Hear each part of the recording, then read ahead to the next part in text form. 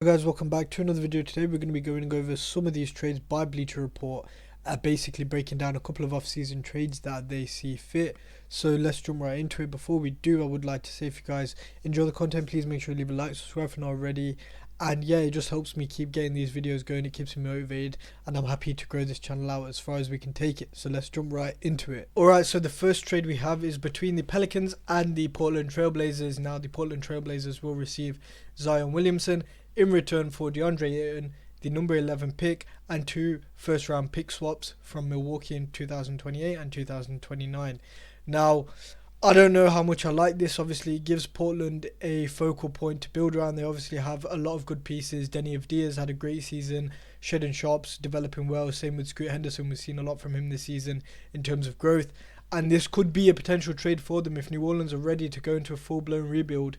With Zion Williamson's health concerns, I do feel like this is quite a fair trade to go under. But there's also other people on the market right now, like Giannis, like KD, who are looking to move. So they could be eyeing them. But for what they want to give up for this, I think this is great.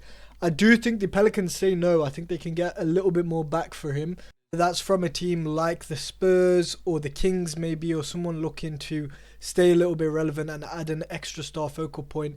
Again, health concerns does make my grade on this be slightly different. So I'm going to give this a B+ for Portland and a B- for the Pelicans. Alright, so the next trade we have is a 3-team trade between the Celtics, the Nets and the Mavericks. And the Celtics receive Daniel Gafford and PJ Washington. The Nets take on Dwight Powell's contract and they get a second in it for free.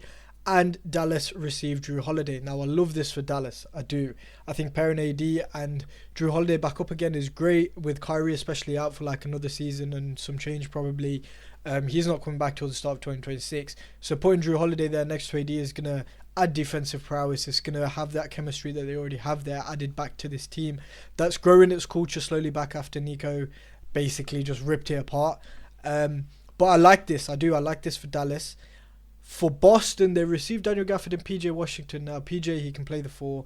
Daniel Gafford, a great 5. You've got 2 pieces there that maybe one of them you'll end up keeping. Another one could be moved later on once Tatum comes back. But the Celtics are in a very strange situation here where they've got too many players to pay.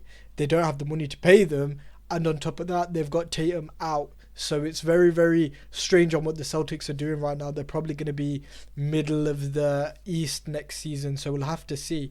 But I do think PJ Washington would be a great long-term investment for these guys. And Daniel Gafford, if he can find a space on that team, as they are in need of a centre if Porzingis does get moved, it'd be great for them. And the Nets obviously soaking up Dwight Powell's $4 million contract and getting a second-round pick out of it. So for the Mavs, I think this is an A-. For the Celtics, I think this is a B+, and for the Nets, it's also a B+, as they just have to soak up cap and get a free second-round pick out of it. Alright, so the next trade here is another 3-team trade that we have from the Suns, the Rockets, and the Wizards. The Suns received Jalen Green, Jabari Smith Jr., the number 10 pick, and their 2026 and 2027 picks back from both Houston and Washington, respectively. The Rockets receive Kevin Durant, and the Wizards get Jacques Vondale, the 29th overall pick in the 2025 draft, and a 2029 first, which is the least favourable of Cleveland, Minnesota, and Utah. Now, the Rockets reportedly are not interested in Durant because of his age, which I think is blasphemy. I think you put Kevin Durant on this team without giving up too much. It's great for them. They keep their focal points in Şengün and Thompson. And you stick Kevin Durant in there, they're going to be a championship contending team. He's literally the piece that they can plug in that will get them over the hump that they struggled in this year's playoffs, which is very clearly that they don't have a go-to guy.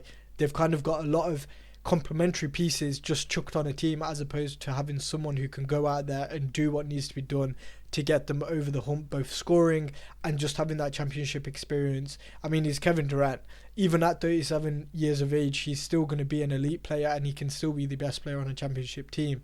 Now, the Wizards, they get Jock Landale. Great centre, nice complementary piece for them, probably a piece that they can move later on. The 29th overall pick in this coming up draft, they can draft someone there with a boom or bust potential, and another first round pick out of it, in exchange for giving up their first round pick back to the Suns, which was initially theirs anyway. Now, for the Wizards, I don't know if this is enough back to give away the Suns pick, because we know the Suns are going to be terrible these up and coming years. Jock Landale, again a great piece, but he can't really be too productive straight away for Washington. Really, it's that 29 pick and the 2029 first pick that are really going to be the piece of the pie for them here. So I've got this as a B, flat B for the Wizards. It's an A- for the Rockets, and it's an A for the Suns, because they do need to move either Beal or Durant and look to do something there. Even Booker could be on the cards. We'll have to see as soon as free agency starts. But I do really like this for the Rockets, and I like it for the Suns too. Now the next trade we're going to be looking at is between the Suns, the Bucks and the Jazz, who are going to be taking on a contract. Now the Suns received Damian Lillard, Milwaukee's 2031 first round pick, and Milwaukee's 2031 second round pick. The Bucks receive Bradley Beal as long as he buys into his no trade clause, and the Jazz take on Chris Livingston's contract and get a 2026 second round pick for it. Now I love this for the Bucks. I love the fact that they're looking at not moving Giannis and potentially pairing him with another player who can get a bucket anywhere on the floor. Brad Beal would be a very good suitor next to Giannis. He's kind of what we expected from Dame right now. Even after having a terrible season in Phoenix, he's still Bradley Beal, and we've still seen that level of Bradley Beal play, even though he's not meshed well into that team in terms of lineups and just getting things done. I think putting him next to Giannis and then maybe looking to move a few pieces around for a true point guard who can just run the floor for them and defend hard and hit threes, I think that would be the best plan going forward for Milwaukee. However, this all does depend on whether Bradley Beal decides to opt out of that no trade clause, which at the moment it seems like he's happy in Phoenix. He's moved his family there. He doesn't want to move from Phoenix, so that no trade clause really is a hindrance to the Suns if they're looking to trade him, which is why the suspicion at the moment is he's not going to get moved unless they can come to some sort of deal. Buyout again wouldn't be a very good option for them because they still have to keep him on cap and they're losing his productivity and his ability to trade him. So I like this for the Bucks. I think this is a B+. I think it's going in the right direction. I think keeping Giannis is the number one thing for them.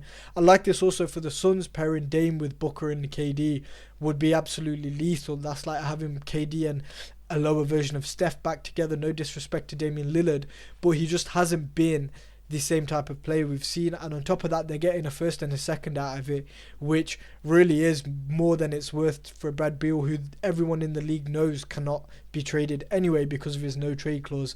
So I like this for Phoenix. I think this is an A flat for Phoenix. I think this is an A flat as well for Milwaukee, and it's a B+ for Jazz taking on a contract and getting a second round pick for it. And the final trade of the Bleacher Report post is between the Bucks and the San Antonio Spurs, in which the Spurs received Giannis and the Bucks received Harrison Barnes, Keldon Johnson, Jeremy Sohan, the number 2 pick, the number 14 pick, a 2027 first, a 2029 first, and a 2031 first round pick as well.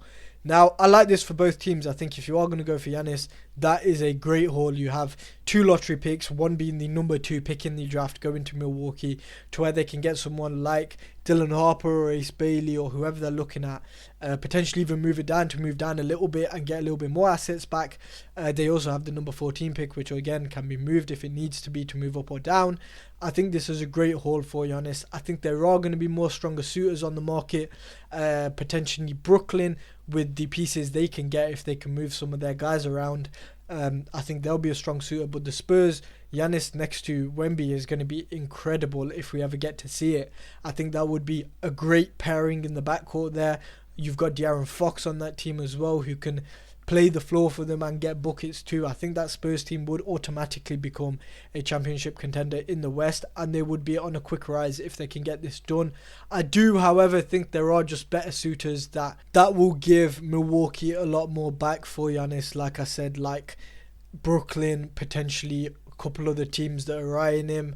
Potentially Minnesota could be something there as well. I don't know, I've heard rumblings about Minnesota recently with both Durant and Giannis, but I do think this is a great haul. I think this is an A+ for both teams. The Bucks get a complete fresh start and they can move over Dame if they have to next, which will completely start their rebuild, and the Spurs become instant championship contenders. That's all I have for you today. Please guys, make sure you leave a like, subscribe if not already, and let me know any other video suggestions you'd like to see. Recently I'm liking these little commentary videos over Bleacher Report trade reports, you know, some of the news in. I'm going to be having a mock draft coming out for my final one before the draft. We're going to have the draft expectations and stuff coming out too, for what we can expect for the draftees and stuff like that.